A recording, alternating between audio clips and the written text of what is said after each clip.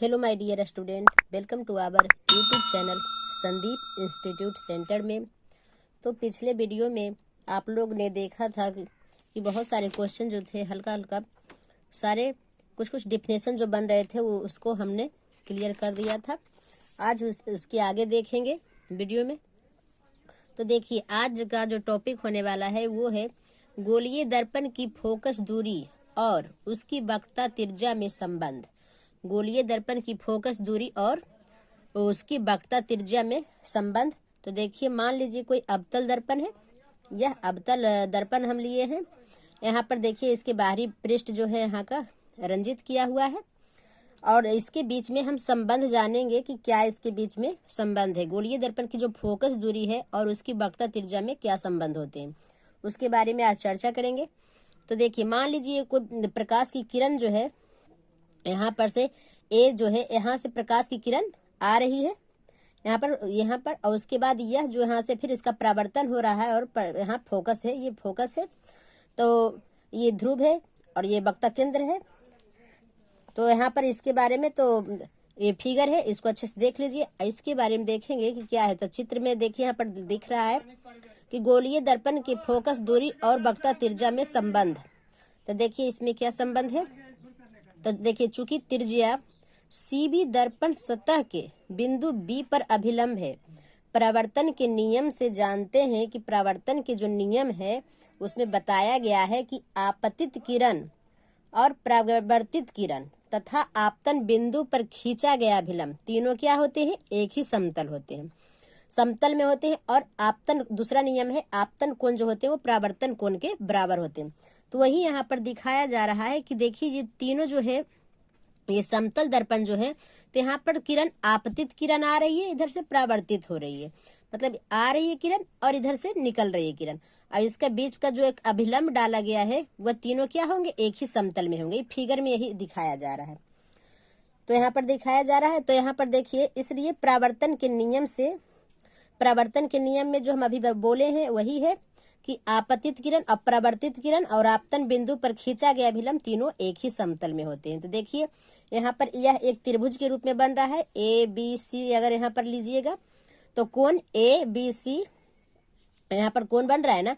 उसके बाद यहाँ पर देखिए दूसरा कोण जो है, कोण बनेगा यहाँ पर, इधर कोण सी बी एफ, ये भी सी बी एफ भी देखिए यहाँ पर, इधर भी, इधर इतना सही दिखा रहा है, इधर भी है। तो अब देखिए, एकांतर कोण दोनों एक जैसे दिखेंगे। देखिए यहाँ पर कोण ए बी सी बराबर जो हो गए बी, इसको हम इस तरीके से भी लिख सकते हैं, बस इसीलिए दिखाया गया है एकांतर कोण होने के कारण। यहाँ पर बी सी एफ एकांतर कोण होने के कारण।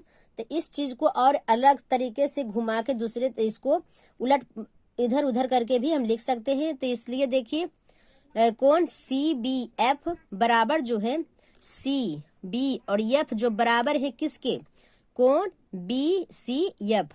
यहाँ पर देखिए, यहाँ पर भी एक बार इधर से लिए आई जो है, यह भी कोण बन रहे हैं यहाँ पर आर। तो इसलिए इधर उलट पुलट हुआ है इस कोण को दिखाने के लिए, ठीक।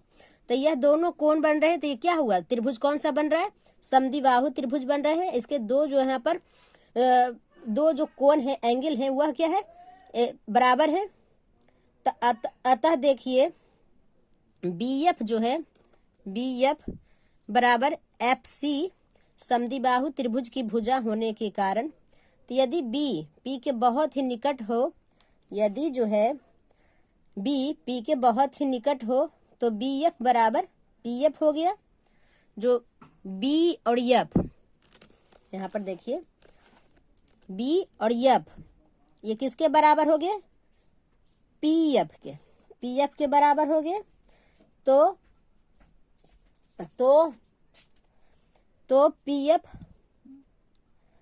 पी एफ बराबर हो गए एफ सी के बराबर क्या हो गए, पी सी बटे 2। PC2 मतलब क्या होने का मतलब यहाँ पर ये हुआ, देखिएगा इधर उधर हो जाता है थोड़ा सा, जो होती है वक्रता त्रिज्या की आधी हो रही है। यहाँ पर फिगर अगर दिखाते हैं, देखिए इधर हो जाता है, ये यहाँ की जो दूरी है और यहाँ की दूरी है, अगर इस P और C की दूरी की क्या होगी, वो आधी होगी। अगर P और F बराबर क्या हुआ, FC। अब बराबर इसको हम लिख सकते हैं कि PC/2, मतलब PC की जो दूरी है, प्रधान अक्ष से वक्रता केंद्र की जो दूरी होती है, बीच की दूरी, ये दोनों ध्रुव से फोकस की दूरी क्या होती है, आधा होती है।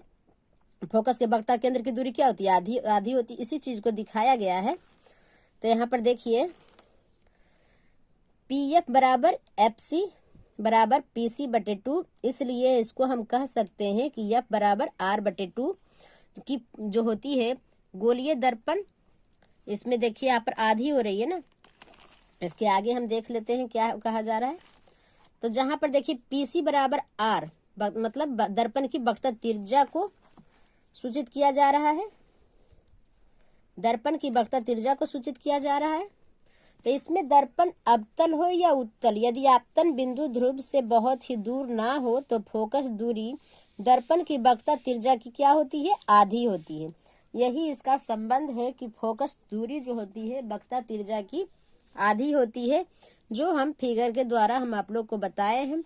तो उसको अच्छे से देख लीजिएगा। नेक्स्ट देखिए है आवर्धन। आवर्धन क्या है, प्रतिबिंब की ऊंचाई और वस्तु की ऊंचाई के अनुपात को आवर्धन कहा जाता है। इसको याद कर लीजिएगा, प्रतिबिंब की ऊंचाई और वस्तु की ऊंचाई के अनुपात को आवर्धन कहा जाता है। आवर्धन को m से सूचित किया जाता है। यह एग्जाम में पूछा जा सकता है कि आवर्धन को किससे सूचित किया जा सकता है, तो उसको m से सूचित किया जाता है। इसको याद कर लीजिएगा, ठीक। नेक्स्ट देखिए, गोलीय दर्पण के लिए वस्तु दूरी U से इंडिकेट किया जाता है। प्रतिबिंब दूरी V और फोकस दूरी F के बीच के संबंध को दर्पण सूत्र से बताया जाता है। कहने का मतलब है कि वस्तु दूरी को U से सूचित करते हैं, प्रतिबिंब दूरी को V से और फोकस दूरी को F से। तो इसके बीच में दर्पण सूत्र जो होता है 1/V + 1/U बराबर 1/F। कहने का मतलब वस्तु की दूरी प्लस प्रतिबिंब की दूरी जो होती है फोकस दूरी के बराबर होती है। यह सूत्र बन गया, ठीक। तो इसके अकॉर्डिंग न्यूमेरिकल इसके सूत्र के आधार पर बनते हैं, इसलिए इसको थोड़ा याद कर लीजिएगा। तो इस तरह से वीडियो को आप लोग देखिए, लाइक कीजिए और दोस्तों के साथ भी शेयर कीजिए। तो मिलते हैं नेक्स्ट वीडियो में, तब तक के लिए थैंक यू।